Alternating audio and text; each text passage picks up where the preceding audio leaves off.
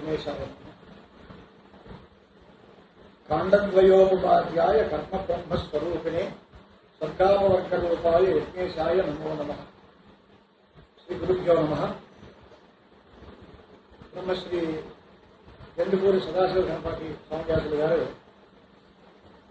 ఈ రోజునామ సంవత్సర మాఘ పూర్ణిమ నుంచి, అంటే ఈ సంవత్సరం ఫిబ్రవరి 12 నుంచి మార్చి 16 వరకు త్రిసహస్రాక్షయుక్త సమూఢ ఏకాదశి రాత్ర పౌండరీక మహాయాగాన్ని మొన్న గ్రామంలో చిన్నకంచి అంటాం, చిన్నకంచిలో నిర్వహిస్తున్నారు. శ్రీ చంద్రశేఖర సరస్వతి మహాస్వామి వారి దేవాలయ ప్రాంగణంలో. ఈ యాగం చాలా విశిష్టమైనది. ఈ యాగం గురించి, యజమాని గురించి కొంత పరిచయం మనం అందరం పొందితే దానివల్ల యాగాన్ని యొక్క ఫలితాన్ని మనందరం పొందడానికి అవకాశం ఉంటుంది కనుక కొద్ది ప్రసంగం. భారతీయ సనాతన సంప్రదాయం వైదిక ధర్మం మీద ఆధారపడి సనాతన వైదిక ధర్మ ప్రచారం కోసమే భగవత్పాదులు అవతరించారు. అనేక రకాలైనటువంటి గ్రంథాలు ఆవిర్భవించాయి. వాటి అన్నింటిలోకి కూడా ప్రధానం ధర్మ పరిరక్షణ. ధర్మం అంటే ఏమిటి అనేది పూర్వమీమాంసా శాస్త్రంలో జైమిని మహర్షి రాశారు. ప్రత్యేకంగా 1000 అధికరణాల్లో 12 అధ్యాయాల్లో పూర్వమీమాంసా శాస్త్రం ధర్మ విచారణే చేసింది. ఆ ధర్మం అనే దానికి లక్ష్యం చెప్తూ మీమాంసకులు అంటారు, వేద ప్రతిపాద్య ప్రయోజనవదర్థో ధర్మ. అంటే వేదం చేత చెప్పబడి మనకి మేలు చేకూర్చేది, దానివల్ల ఎటువంటి అనర్థము రాకుండా ఉంటే దాన్ని ధర్మము అంటారు. ఆ ధర్మో రక్షతి రక్షిత అని మనం అందరం అనుకుంటూ ఉంటాం. ధర్మాన్ని ఆచరిస్తే అది మనల్ని రక్షిస్తుంది. ఇది ధర్మం అంటే ఏమిటి అంటే ధర్మానికి లక్షణం చెప్పారు. ధర్మం అంటే ఏమిటి అంటే యాగాదిరేవ ధర్మ అని మీమాంసకులు నిర్ణయం చేశారు. భగవద్గీతలో కూడా యజ్ఞ దాన తపకర్మ నత్యాజ్యం కార్యమేవ తత్, యజ్ఞ దాన తపకర్మ నత్యాజ్యం కార్యమేవ తత్ అని. అంటే యజ్ఞము దానము తపస్సు అనేటువంటిది అందరూ చెయ్యాలి, మానకూడదు అనేటువంటి మాట కూడా మన భగవద్గీతలో కనిపిస్తుంది. యజ్ఞో దానం తపస్సైవ పావరాన్ని మహిషినాం అని మనల్ని పవిత్రం చేసేటువంటి దానికి అవే సాధనములవుతాయి అని కూడా ఉంది. ప్రజాపతి సృష్టి చేసేటప్పుడే సహయజ్ఞా ప్రజాస్రష్ట దియోవాచ ప్రజాపతి అనేన ప్రసవిస్తత్వం ఏషవో పుస్తకామ చుట్టూ అని ఒక వినిపిస్తుంటుంది మాట. అంటే ప్రజాపతి గారు ప్రాణి సృష్టి చేసేటప్పుడే యజ్ఞాలు కూడా సృష్టి చేశారట. మీ కోరికలన్నీ యజ్ఞాల ద్వారా తీర్చుకోండి అని కూడా మనకు ఆదేశం ఇచ్చారు. అంటే యజ్ఞములు అనేటువంటిదే మానవ కళ్యాణానికి ప్రధాన కారణం. లోకం క్షేమంగా ఉండాలన్నా, ప్రాణికోటి అన్నపానాదులతో సుఖంగా సంతోషంగా జీవించాలన్నా మనకి యజ్ఞాలు అవశ్యం చేయాల్సి. భగవద్గీతలోనే మరో చోట కూడా దేవాన్ భావయతానేన తే దేవా భావయంతో పరస్పరం భావయంత శ్రేయస్పరం అవాక్ష్యత అని భగవంతుడు చెప్పారు. అంటే మనం దేవతల్ని గౌరవించాలి, దేవతలు మనల్ని అనుగ్రహించి ఆశీర్వదించాలి.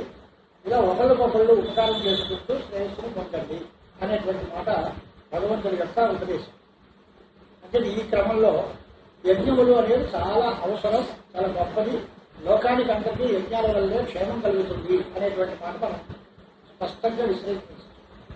యజ్ఞాల వల్లే మేఘాలు తయారవుతాయి, వర్షాలు పడతాయి, పంటలు పండుతాయి, దానివల్లే ప్రజలతో సుఖంగా ఉంటారు. ఇలాంటి విషయాలన్నీ భగవద్గీతలో మనం అందరం వింటూనే ఉన్నాం.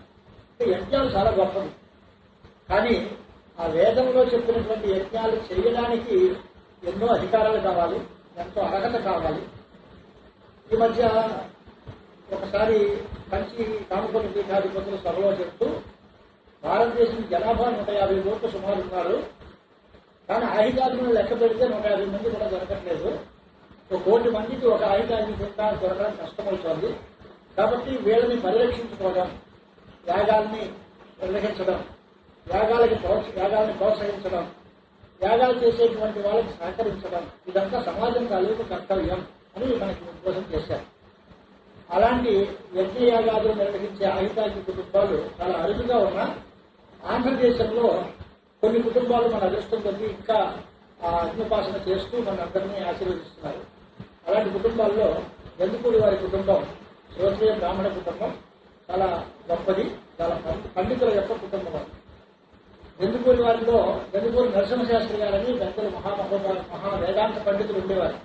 ఆంధ్రదేశంలో వారే వేదాంతానికి గురువులుగా ఉండేవారు. అలాంటి వారు పిఠాపురం సంస్థానంలో వారు ఉండేవారు.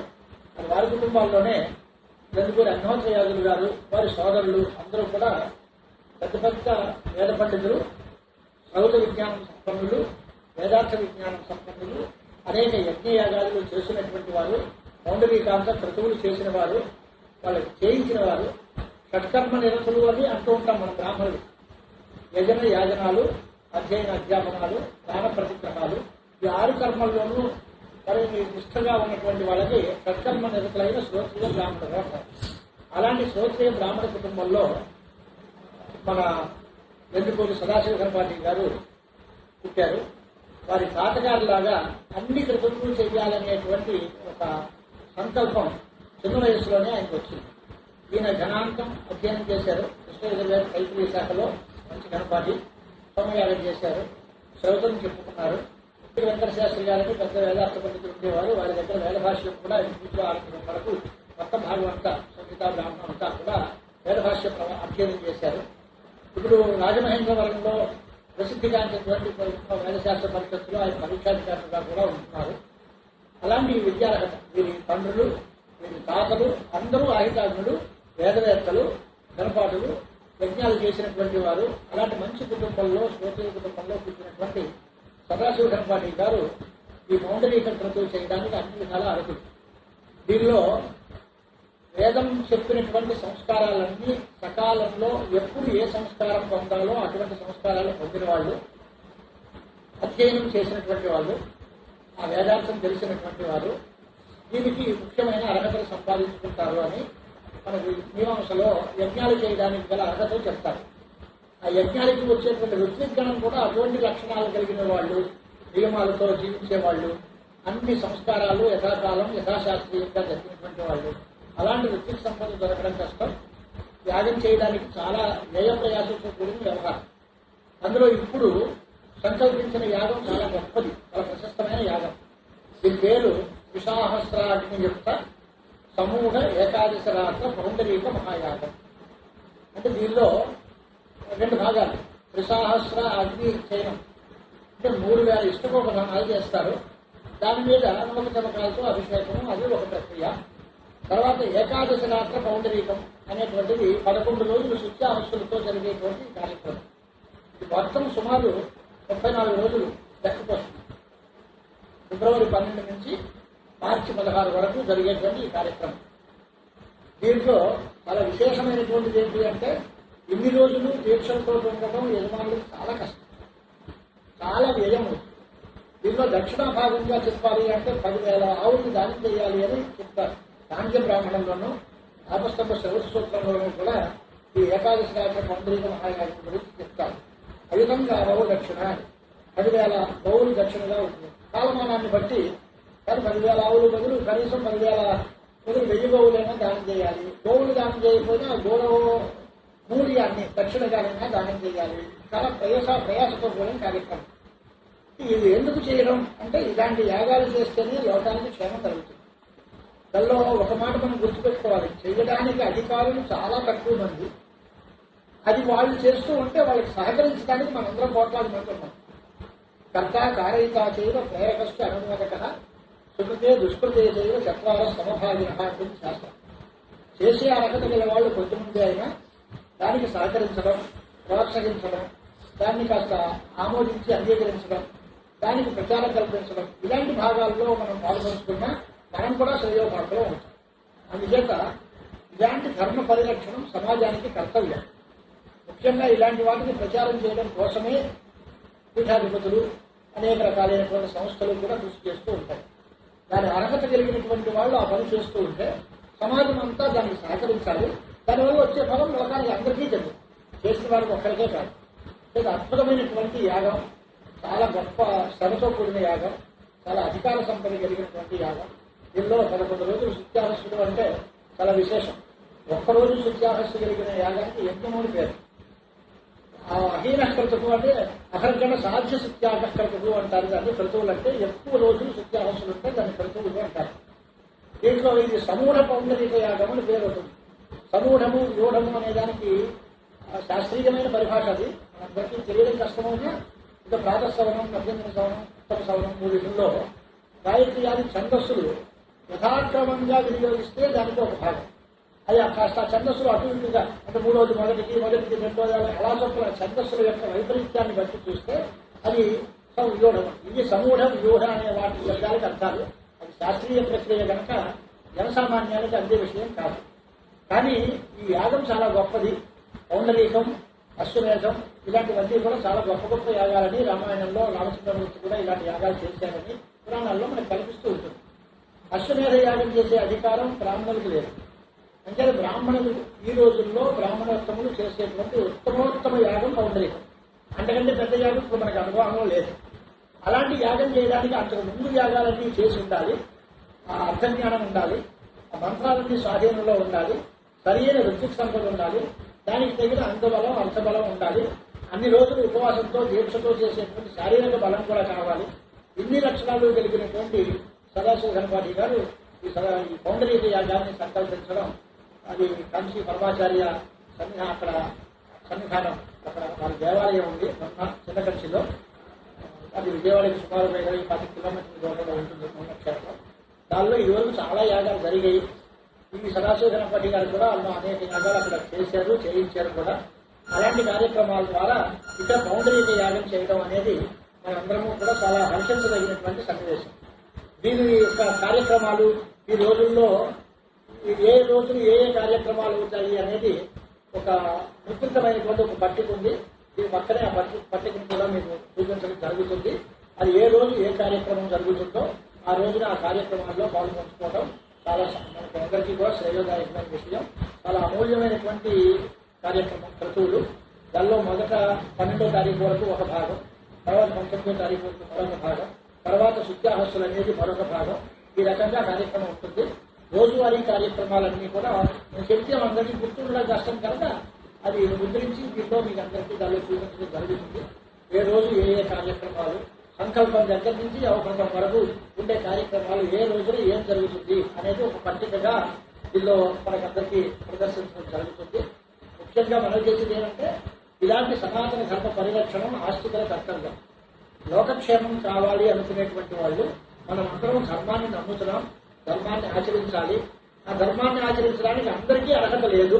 కాబట్టి అలాంటి అర్హత కలిగినటువంటి వాళ్ళు చేస్తూ ఉంటే దాన్ని ప్రోత్సహించడం మనందరి భాగ్యం కనుక మన ద్రవ్యం దానిలో శుద్ధమవుతుంది. దానిలో వినియోగం చేసుకుంటేనే మన ద్రవ్యానికి సార్థక్యం చేకూరుతుంది. కాబట్టి వీలైనంత ఎవరెవరు ఆర్థికంగా సహాయం చేసిన వాళ్ళు ఆర్థికంగా, లేదా శారీరకంగా సహకారం చేసినా, లేదా మాట సాయం చేసినా, ఈ యాగం మనందరి కోసం మనందరం కలిసి చేసుకునేది అనే భావంతో ఈ యాగానికి పరిపూర్ణ సహాయ సహకారాలు అందించి ఈ యాగ ఫలాన్ని మనందరం పొందాలి అనేటువంటి భావంతో ఈ యాగం గురించి ఈ 2 పరిచయ వాక్యాలు చెప్పడం జరిగింది. మంచి యోగ్యమైన అధికారి ఉత్తమమైన క్రతువు చేస్తే దానివల్ల సత్ఫలితాలు ఉంటాయి. అధికార లోపం ఉన్నా లేక చేసేటువంటి వాడికి అర్హత లేకపోయినా దానిలో రావాల్సినటువంటి దక్షిణలు కానీ వాడవలసిన వస్తువులు కానీ తగ్గినా దానివల్ల అనుకున్నంత ఫలితం రాదు. కాబట్టి సక్రమంగా ఈ శాస్త్రం పూర్తిగా ఏం చెప్పిందో ఆ రకమైనటువంటి శాస్త్రీయ అనుష్ఠానంతో ఈ యాగం వైభవంగా ఈశ్వరానుగ్రహం చేత జరగాలని, దానికి పరమేశ్వర కృప యజ్ఞేశ్వర ప్రసాదం అందరికీ రావాలని కూడా మనందరం కోరుకుంటాం. మనకి శమకంలో కనువాదంలో యజ్ఞాన కల్పుతాం, మనో యజ్ఞాన కల్పుతామని మంత్రాలు ఉంటాయి మనందరికీ. దానిలో యజ్ఞాల వల్ల మన ఆయురాదులు అంటే మన ఇంద్రియాలు కానీ మన శరీరం కానీ ఇవన్నీ కూడా కార్యకరణ సమర్థములు అవుతాయి అని రాస్తారు సాయినాచార్య వారు. అంటే మన కంటికి చూసే శక్తి వస్తుంది, మన శరీరం అన్ని పనులు నిర్వహించుకునే శక్తి వస్తుంది, మనకి ప్రాణము మొదలైనటువంటి వాటి యొక్క ఆ బలం చేకూరుతుంది. ఇదంతా యజ్ఞాల వల్ల కలుగుతుంది. అంటే ఇంచుమించులో భారతీయ సంస్కృతి అంతా యజ్ఞ ప్రధానం.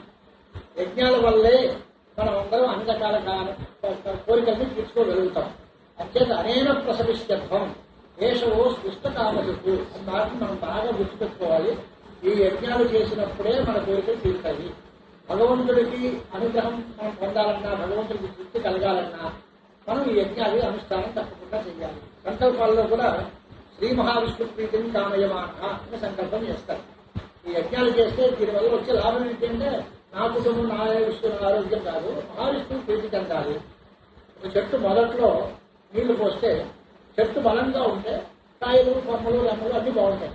అంటే బలం విష్ణువు ప్రవర్తత, ఆ పరమేశ్వరుడు యొక్క బలం పెరగాలి, ఆ మహావిష్ణువు మన ప్రీతి చెందాలి, ఆయన యొక్క అనుగ్రహం చేత యజ్ఞేశ్వర ప్రసాదం చేత సమస్త లోకాలు సుఖంగా ఆయన ఆనందంగా ఉండాలి అనే దానికి ఈ యజ్ఞాలు చాలా అవసరం. కర్మకాండలో ఇటువంటి కర్మాచరణ చేయగలిగిన సమర్థులైన వాళ్ళు కర్మలు చేస్తూనే ఉండాలి. దానికి సమాజం అంతా సహకరిస్తూ ఉండాలి. దానివల్ల చేసినటువంటి వాళ్ళకి చిత్తశుద్ధి కలుగుతుంది, లోకానికి క్షేమం కలుగుతుంది, అందరూ సుఖంగా ఉంటారు. స్వస్తి ప్రజాభ్యః పరిపాలయంతాం న్యాయేన మార్గేణ మహీం మహీషాః గోబ్రాహ్మణేభ్యః శుభమస్తు నిత్యం లోకాః సమస్తాః సుఖినో భవంతు.